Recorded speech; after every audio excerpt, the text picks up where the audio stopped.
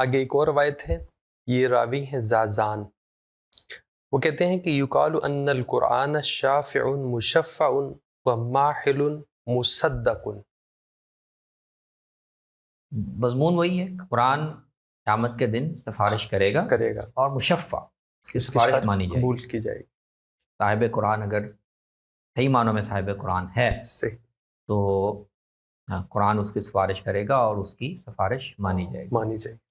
اور قرآن اور ماحل المصدق کا مطلب یہ ہے کہ قرآن ایسے خانہ پوری کے لیے سفارش نہیں کرے گا، وہ پیچھے پڑھ کے سفارش کرے گا، یعنی وہ اصرار کرے گا اور پھر اس کی بات مانی جائے گی۔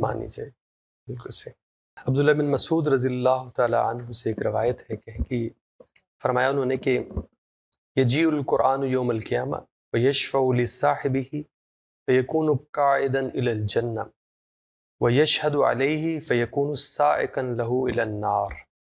دونوں پہلو ہیں، نہ صرف سفارش، دوسرا پہلو بھی آگیا، یعنی قرآن جو ہے وہ اس حدیث میں مضمون ہے نا، القرآن حجت لک او علیک،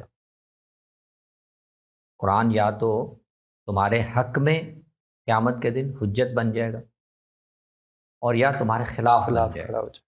تو یہ دونوں ہی پہلو اس میں، یعنی قرآن کا صاحب ہونا، قرآن سیکھنا، قرآن کے ذریعے سے تعارف ہونا، یہ یعنی دو دھاری تلوار، اس کے تقاضے اگر پورے کیے ہیں تو وہ آپ کے حق میں حجت ہے، وہ آپ کو جنت میں لے جائے۔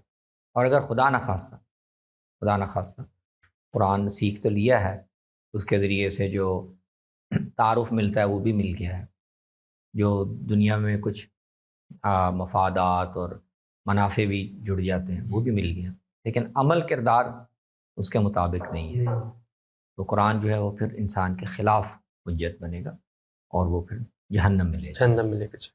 نعوذ باللہ۔ اسی سے ملتا جلتا